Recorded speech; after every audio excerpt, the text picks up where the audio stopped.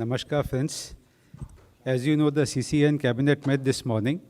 To brief you on the important decisions approved by the Cabinet, we have here with us Honorable Minister of Information and Broadcasting and Youth Affairs and Sports, Shri Anurag Singh Thakurji.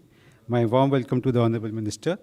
First, the Honorable Minister will brief, and then we shall take some questions related to the Cabinet decisions only. HMIB, sir.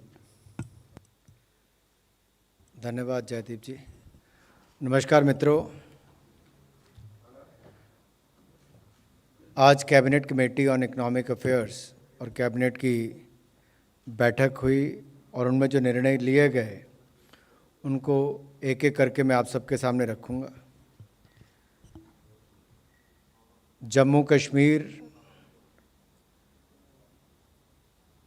और वहाँ पर बिजली की आपूर्ति को लेकर जहाँ एक और सड़क, शिक्षा, स्वास्थ्य, पानी और बाकी मूलभूत सुविधाओं पर सरकार ने हज़ारों करोड़ रुपए की लागत से आधारभूत ढांचा बनाया है, वहीं पर कुछ निर्णयों के कारण जहाँ नई इन्वेस्टमेंट्स भी जम्मू कश्मीर में जा रही हैं, उस सब में बिजली की मांग भी लगातार बढ़ रही है। वहीं पर भारत सरकार ने आज निर्णय लिया है कि क्वार हाइड्रो इलेक्ट्रिक प्रोजेक्ट ये किश्तवाड़ ज़िले में चिनाब नदी पर बनाया जाएगा। 540 मेगावाट का क्वार हाइड्रो इलेक्ट्रिक प्रोजेक्ट होगा। इसे जो NHPC की कंपनी है, चिनाब वैली पावर प्रोजेक्ट्स, इसकी एक सब्सिडरी है, वो बनाएगी। इसमें 51% शेयर NHPC का और 49% शेयर जम्मू कश्मीर के स्टेट पावर डेवलपमेंट कॉरपोरेशन का होगा। मित्रों, ये आत्मनिर्भर बिजली के क्षेत्र में जम्मू कश्मीर को बनाने के लिए ये निर्णय लिया गया है। और अगर आप इससे पहले भी देखें, 3 प्रोजेक्ट इससे पहले किरू, पकलदुल, रातले और अब क्वार, ये चारों को मिलाकर 3000 मेगावाट के प्रोजेक्ट बनते हैं। लगभग 23,000 करोड़ रुपया इनके ऊपर खर्च आएगा। 12,000 से ज़्यादा लोगों को इस पर रोज़गार स्वरोजगार के अवसर मिलेंगे। आर्थिक सामाजिक विकास इसके माध्यम से होगा। और इसके अलावा सावलकोट और किरथू 2, ये 2 परियोजनाएं भविष्य में 2800 मेगावाट की, इस पे ऊपर विचार किया जा रहा है, जो डिपार्टमेंट से जानकारी मिली, और उन पर भी लगभग 28,000 करोड़ रुपए की भविष्य में इन्वेस्टमेंट आएगी। तो कुल मिलाकर अगर आप देखें तो लगभग 50,000 करोड़ रुपए के निवेश के साथ जहां बिजली के क्षेत्र में जम्मू कश्मीर आत्मनिर्भर बनेगा, वहीं पर सरप्लस बिजली बाकी राज्यों को देकर आय के साधन भी बनेंगे। और कुल मिलाकर बिजली के क्षेत्र में जहां केवल हाइड्रो पावर की मैं बात करूं तो अंडर कंस्ट्रक्शन जो है विभाग के, मैं उसकी जानकारी आप बाद में चाहेंगे तो आपको दे दूंगा। अभी मैं अपने आप को कैबिनेट के निर्णय तक ही सीमित रख रहा हूं। तो मित्रों, इससे जम्मू कश्मीर में बिजली की आपूर्ति भी होगी और आय के साधन भी मिलेंगे। दूसरा विषय आपको याद होगा, कोरोना काल में जहां एक और उद्यमियों को, व्यापारियों को बैंकों से बगैर कोलेट्रल और गारंटी के लोन दिलाने का काम मोदी सरकार ने किया था, वहीं पर स्ट्रीट वेंडर्स के लिए योजना हम लेकर आए थे, street vendor Atmanirbhar Nidhi, PM Svanidhi. इसके माध्यम से देश भर के लाखों वेंडर्स को लाभ मिला। आज निर्णय लिया गया है कि इस योजना को अब बढ़ाकर दिसंबर 2024 तक बढ़ा दिया जाएगा, यानी कि मार्च 2022 से दिसंबर 2024 तक इसको आगे बढ़ाया गया है। इसमें सारे ही कोलेट्रल फ्री लोन मिलते हैं और वो अफोर्डेबल भी होते हैं। आपको जानकारी है ही है इसकी कि अगर कोई स्ट्रीट वेंडर लोन लेता है तो मान लीजिए 11% ब्याज बैंक का आपको लगता है, तो 7% के लगभग सब्सिडी भारत सरकार उसके ऊपर देती है। मात्र 4% ब्याज पर ही उसको पैसा देना पड़ता है। और उसमें भी अगर वो डिजिटल पेमेंट्स करता है तो डिजिटल पेमेंट्स पर प्रतिमाह अगर कोई डिजिटल पेमेंट्स 200 करता है तो कैशबैक इंसेंटिव भी उसको दिया जाता है और नेट इंटरेस्ट रेट भी 0 हो जाता है। और डिजिटल ट्रांजैक्शन के लिए उसको 100 रुपया इंसेंटिव देने का काम भी किया जाता है। इसके अलावा अगर मैं इनका आंकड़ा आपके सामने दूं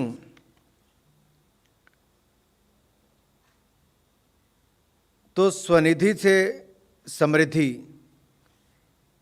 ये सामाजिक सुरक्षा की योजना के साथ सभी स्ट्रीट वेंडर्स को जोड़ने का प्रयास किया गया। इसके अंतर्गत स्ट्रीट वेंडर्स और उनके परिवार जो भी एलिजिबल हैं उनको 8 योजनाओं का लाभ सुनिश्चित किया गया है।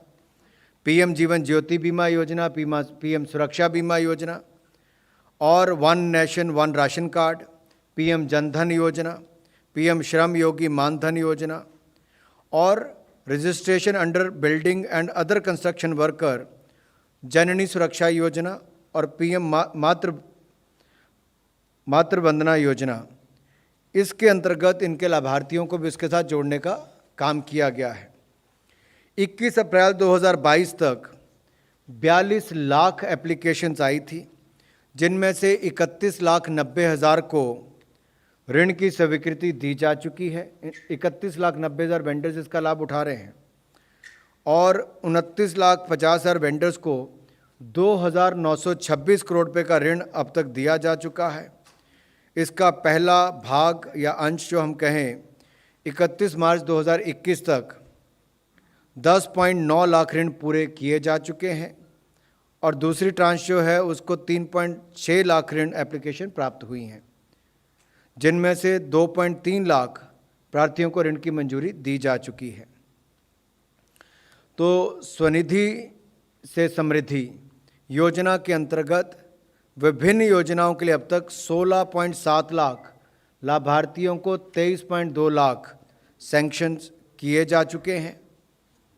और ये जो वेंडिंग जोन्स हैं ये भी 5,800 से बढ़ाकर 10,500 कर दिए गए हैं। इस योजना के क्रियान्वयन से स्ट्रीट वेंडर्स फॉर्मल इकॉनमी के साथ जुड़े हैं, उनसे समावेश इनका हुआ है, उन्हें वेंडिंग जोन्स में सुरक्षित स्थान मिला है, उनकी आय में वृद्धि हुई है और डिजिटल ट्रांजैक्शंस में भी वृद्धि हुई। साथ ही साथ स्ट्रीट वेंडर्स को सुरक्षा की भावना दिलाने एवं गरिमापूर्ण जीवन जीने का भी एक अवसर दिया गया है। पूर्व में जो स्वीकृत राशि थी वो 600 करोड़ थी, जिसको बढ़ाकर 2,187 करोड़ रुपया का प्रावधान किया गया है। हमारे लक्ष्य है कि सन 2024 तक 40 लाख वेंडर्स को इस योजना के अंतर्गत लाभान्वित किया जाए। जो स्ट्रीट वेंडर्स दोनों किश्तों का भुगतान करेंगे वो अपने कारोबार का विस्तार करने के लिए इच्छुक होंगे, उन्हें तीसरी किश्त के रूप में 36 माह के लिए 50,000 रुपये तक का ऋण भी दिया जाएगा। ये विशेष तौर पर स्ट्रीट वेंडर से जोड़कर ही थी। इसके अलावा जो अगली निर्णय है वो देश के हमारे किसानों से जुड़ा हुआ विषय है। देश और दुनिया भर में डिसरप्शन के कारण जो सप्लाई चेन में एक बाधा बनी है, रॉ मटेरियल के दाम बढ़े हैं, उससे हमारा कृषि का क्षेत्र भी, केमिकल फर्टिलाइजर का क्षेत्र भी अछूता नहीं रहा है। लेकिन माननीय प्रधानमंत्री जी ने सदा ये प्रयास किया कि किसानों की लागत कम हो, मुनाफा ज़्यादा हो, आय दुगनी हो। और पिछले 2-3 वर्षों में अगर आप देखें, दाम बढ़ने के बावजूद भी किसानों पर हमने इसका बोझ नहीं पड़ने दिया। आज का ये निर्णय भी न्यूट्रिएंट बेस्ड सब्सिडी NBS के अंतर्गत आने वाले P&K फर्टिलाइजर्स के घटक, न्यूट्रिएंट्स के जो प्रति किलो उनके दाम रॉ मटेरियल के बढ़े, फ्रेट कॉस्ट बढ़ी और बाकी कारणों के कारण भी दाम बढ़े हैं। उसके चलते हुए भी हमने निर्णय लिया है जो अपने आप में ऐतिहासिक है। मैं ऐतिहासिक इसलिए कह रहा हूं कि 2013-14 में इस पर सब्सिडी 29,426 करोड़ रुपया थी, जो बढ़ाकर 60,939 करोड़ रुपया केवल खरीफ के सीज़न के लिए की गई है। 60,939 करोड़ रुपए की सब्सिडी DAP पर और P&K फर्टिलाइजर्स पर केवल खरीफ सीज़न के लिए की गई है। पिछले साल जहां पूरा 2021-22 में कुल बजट ही पूरे साल के लिए 57,150 करोड़ रुपए का था, वो इस पर खरीफ सीज़न के ऊपर ही 60,039 करोड़ रुपए किया गया। 2013-14 में फर्टिलाइजर सब्सिडी कुल मिलाकर 71,280 करोड़ थी, जो इस साल बढ़ाकर 1,62,184 करोड़ कर दी गई है।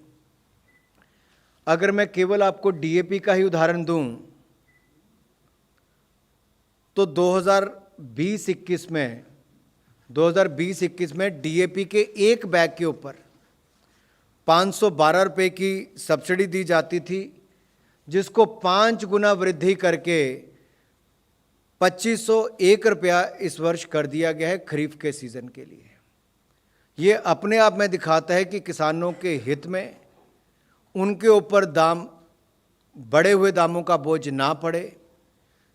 ये प्रधानमंत्री मोदी जी ने किया है।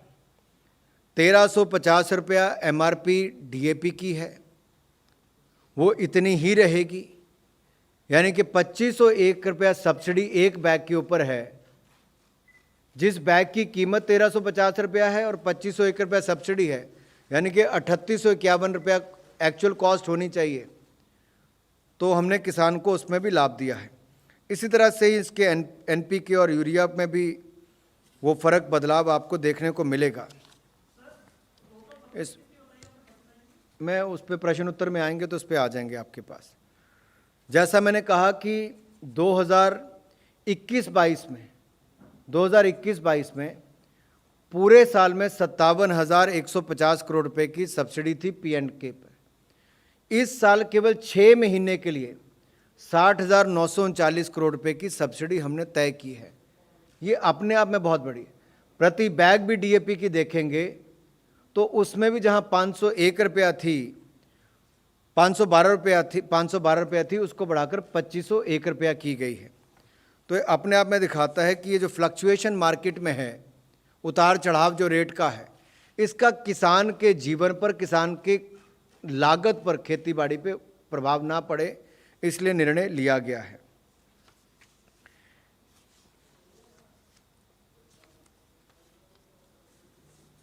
मित्रों, जो दूसरा विषय एक और, हम अधिकतर सड़कें, रेलवे और बाकी सब, पानी, इस सब की बात करते हैं कि मूलभूत सुविधाओं का एक अंग वो भी है पक्के मकान, शौचालय से लेकर बाकी सब। लेकिन अभी मैं देख रहा हूँ आप सबके हाथ में मोबाइल फ़ोन है। यहाँ पर 4G है, लेकिन LWE एरियाज़ में 2G कनेक्टिविटी है। तो उन क्षेत्रों में भी माननीय प्रधानमंत्री जी की सोच है कि जहाँ एक और पक्के मकान, सड़क, बिजली, शौचालय, बैंक अकाउंट सब बनाकर दिए जा रहे हैं, वहाँ पर टेलीकॉम के नेटवर्क में भी सुधार हो और ये जो 2G की सुविधा है, इसकी जगह 4G की सुविधा वहाँ पर मिले, तो देश के 10 राज्यों में 2,542 टावर्स को आज प्रधानमंत्री मोदी जी के नेतृत्व में मंत्रिमंडल ने 2G से 4G में अपग्रेड करने के लिए 2,426 करोड़ रुपए का अनुमोदन किया है। और ये सभी साइट्स नक्सल प्रभावित क्षेत्रों में हैं। इनमें आत्मनिर्भर भारत में बने 4G core network, radio network एवं टेलीकॉम इक्विपमेंट्स का उपयोग किया जाएगा। इन सभी साइट्स को BSNL ही अपग्रेड करके संचालित करेगा।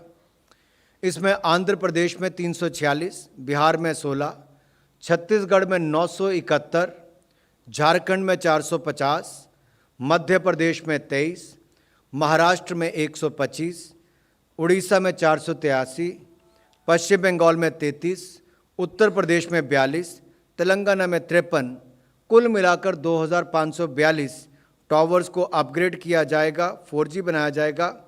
ये डिजिटल इंडिया को बल देने के लिए है। जहां एक और स्वनिधि में डिजिटल पेमेंट्स करने के लिए वेंडर्स को इंसेंटिव मिलता है, ऋण में वृद्धि मिलती है, पहली से दूसरी बार में दुगना कर दिया जाता है, फिर 50,000। वैसे ही LWE एरियाज में 2G से 4G सीधा ही जाने का निर्णय लिया गया है।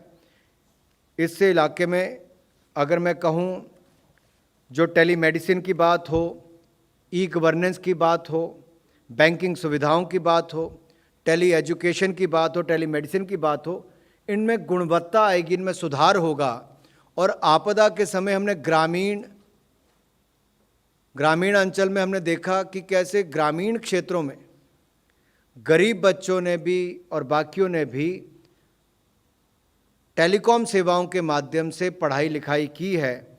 इस क्षेत्र में भी इसका कोई नुकसान ना हो, तो ये जिम्मेदारी BSNL को दी है और ऑपरेशन और मेंटेनेंस करने का काम भी BSNL ही इसमें करेगा।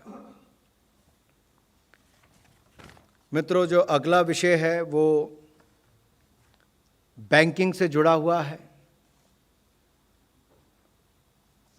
जहां एक और UPI भीम जैसी सेवाओं के कारण आपदा के समय भी एक बटन दबाते ही गांव के करोड़ों लोगों के पास पेंशन या बाकी सुविधाओं को पैसा सीधा ट्रांसफ़र किया जाता है, मनरेगा की पेमेंट से लेकर बाकी किया जाता है।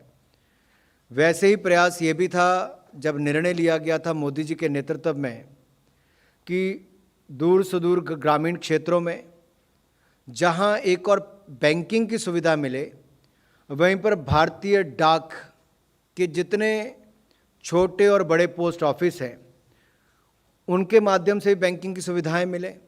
तो इंडिया पोस्ट पेमेंट बैंक, इसको स्थापित करने का निर्णय 2016 में लिया गया था।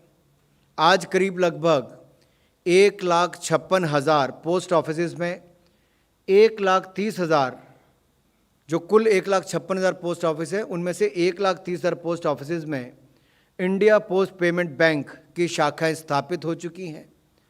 5 करोड़ से ज़्यादा इस पे बैंक अकाउंट खुले हैं। कुल मिलाकर कहूँ तो 5 करोड़ 23 लाख परिवार बैंकिंग के साथ सीधे तौर पर जुड़े हैं और इनमें से आधे से ज़्यादा अकाउंट माताओं और बहनों के हैं।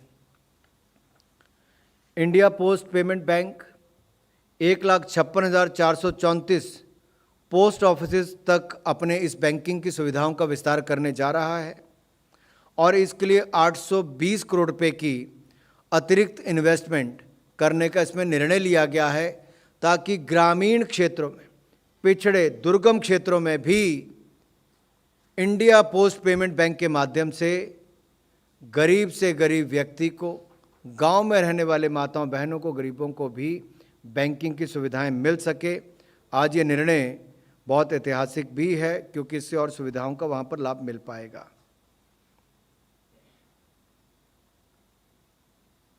जहां तक रेवेन्यू की बात है, लगभग 3,500 करोड़ रुपए के डिपॉजिट इन सब बैंक खातों में हैं और इस बैंक का रेवेन्यू भी 4 गुना बड़ा है। इससे पता चलता है कि इसका लाभ भी ग्रामीण क्षेत्र के लोग हमारे उठा पा रहे हैं। धन्यवाद। Thank you, sir. We will now take some questions. Yeah, 1 to 1. मंत्री जी, हमारा सवाल है कि आपने स्ट्रीट वेंडर के बारे में जो बताया कि हम जो है इन्हें लोन दे रहे हैं पूरे इंडिया में, तो आपने कहा कि फर्स्ट किस्त, सेकंड किस्त, थर्ड किस्त में 50,000 देंगे, तो ऑटोमेटिक इनको अभी स्ट्रीट वेंडर को कितना लोन आप दे रहे हैं? देखिए, इसमें 10,000 से शुरुआत हुई थी, अगर आपको याद होगा। उस समय 5,000 करोड़ का प्रावधान किया गया था, फिर बढ़ाकर 6,000 करोड़ हुआ। और जैसे ही वो पहली किस्त समय पर वापस करता है तो उसको 7% तो एक तरफ सब्सिडी मिलती है, मान लीजिए 11% आपका इंटरेस्ट रेट है तो 7% पहली सब्सिडी मिल गई। आपने किस्तें समय पर दी और डिजिटल रिटर्न की, डिजिटल पेमेंट की, तो उससे आपकी वो भी माफ़ी होती है। फिर आपकी उससे दुगनी हो जाती है 20,000 रुपया, यानी कि आपकी क्षमता बढ़ जाती है, क्योंकि बैंक में आपकी सिबिल रेटिंग आ जाती है। जब आप वहाँ पर भी सुधार करते हैं, वापस पेमेंट करते हैं, तो तीसरी किस्त के रूप में आपको 50,000 रुपये तक का लोन मिल सकता है, वो भी 36 महीनों तक के लिए मिलता है। जबकि पहली किस्त जो थी वो 1 साल के लिए, जो पहली मिलती है वो 12 महीने के लिए मिलती है। तो इसमें क्या है, डिजिटल पेमेंट्स को बढ़ावा मिलता है, स्ट्रीट वेंडर को पहचान मिलती है, कम इंटरेस्ट पर, कम ब्याज पर उनको लोन मिलता है, इंसेंटिव डिजिटल पेमेंट्स का मिलता है, और रिकॉग्नाइज्ड उनके जो एक परिचय बोर्ड लगता है, तो दूर से दिख जाता है परिचय बोर्ड लगा हुआ कि ये स्ट्रीट वेंडर रिकॉग्नाइज्ड है अर्बन लोकल बॉडीज़ के द्वारा, और ये कहीं ना कहीं बैंकिंग से जुड़ा हुआ है, तो लोग डिजिटल पेमेंट भी वहाँ पर कर सकते हैं। Number 28.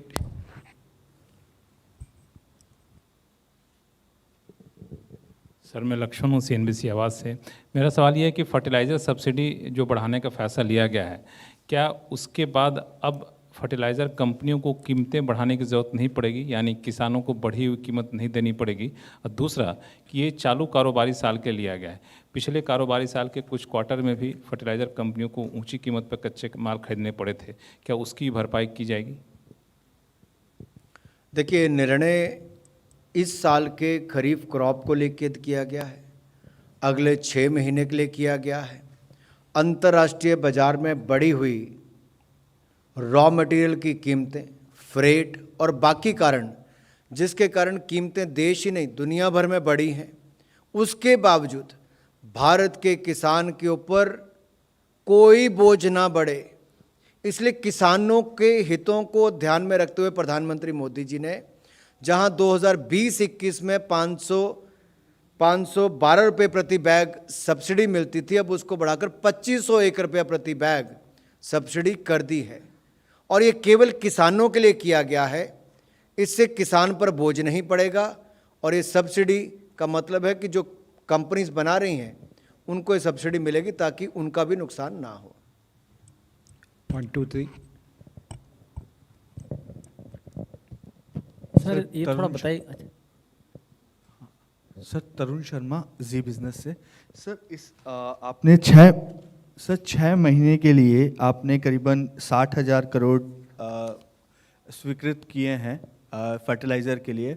सर टोटल बजट जो है वो 1,62,000 का है इस बार, तो क्या इस पे भी कोई चर्चा हुई कि इस बजट को भी आगे बढ़ाया जाए, क्योंकि जो कीमतें हैं उसका असर हम देख रहे हैं, और जो फर्टिलाइज़र सेक्रेटरी है उनका भी मानना था कि प्राइजेस आगे भी अपवर्ड ही रहेंगे।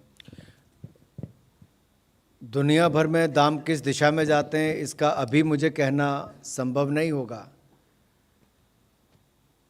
लेकिन ज़रूरत पड़ी तो हमने अभी नहीं, आपदा के समय भी किसी किसान को ना खाद की कमी आने दी, ना खरीद में कोई कमी रखी।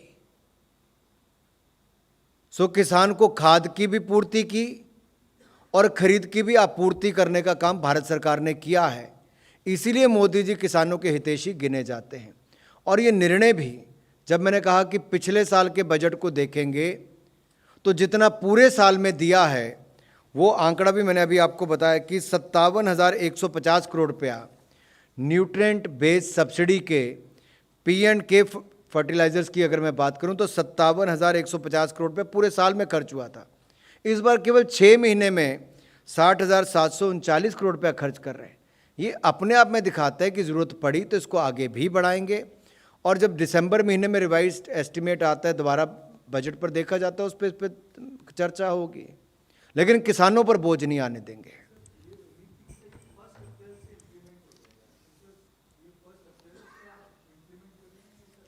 खरीफ की क्रॉप के लिए सब उसी में इंक्लूडेड है 6 महीने के लिए। रविंद्र जी। सर ये जो आपने DAP में जो सब्सिडी की घोषणा की है, हालांकि इससे किसानों को लाभ मिलेगा, और क्या आपको लगता है कि भारत के अलावा और भी किसी कंट्री में इतनी बड़ी सब्सिडी दी जाती है? क्या इतने सब्सिडी के बावजूद जो आरोप लगता है कि किसान विरोधी है सरकार, उससे आप कुछ कहना चाहेंगे? देखिए, जिसको राजनीति करनी होगी तो मैं कैबिनेट ब्रीफिंग में उस दिशा में नहीं जाऊंगा। किसी ने अपनी राजनीति किसानों के कंधे पर बंदूक चला के करनी, मैं उसमें नहीं जा रहा जी। हमने, हमारी सरकार ने, मोदी जी की सरकार ने किसानों के लिए क्या किया वो ऐतिहासिक है। आप खरीद देखेंगे तो फसल की खरीद भी ऐतिहासिक हमने की है। आप खाद पर सब्सिडी देखेंगे तब भी हमने वो ऐतिहासिक की है। और अब उस पर वैल्यू एडिशन करने के लिए जो बार बार कदम उठाए गए वो भी हैं। जहाँ तक दुनिया के बाकी देशों की बात है, वो तुलना के चार्ट आपके पास भी होंगे, लेकिन कुछ अगर आप अनुमति दें तो कुछ के बारे में मेरे पास एक छोटा सा चार्ट मैं पढ़ के आपको बता सकता हूँ कि भारत की तुलना में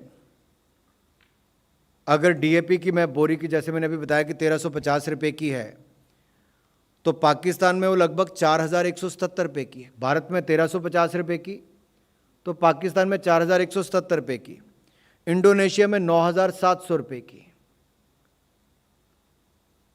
चाइना में 2400 रुपये की, यूएसए में 3633 रुपये की, ब्राज़ील में 4180 रुपये की।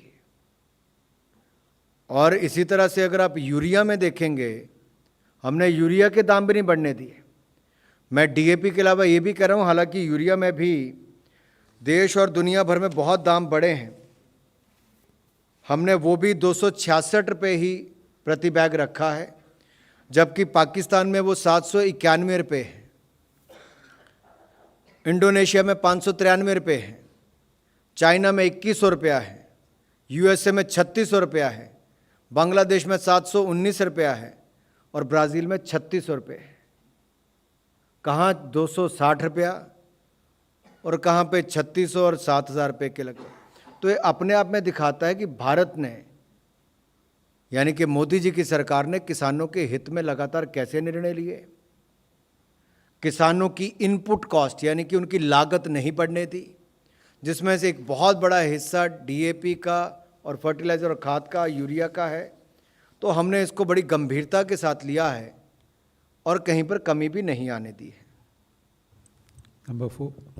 सर एक बात ज़रा बताइए, आप जो बोले कि 6 महीने के लिए इतना आपने बढ़ाया, पिछले 6 महीने से कंपेयर करें तो what is the exact increase rather than वो भी आपको दे देंगे, वो भी आपको दे हाँ, देंगे। Because that will bring more clarity rather than भी कि दे देंगे। हम कितना मैंने तो 20-21 का जैसे आपको कहा है 512 रुपये से बढ़ाकर 2501 रुपये कर दिया, तो एक साल के अंदर ही आपका 5 गुना तो फिर भी बढ़ ही गया है सब्सिडी। जी,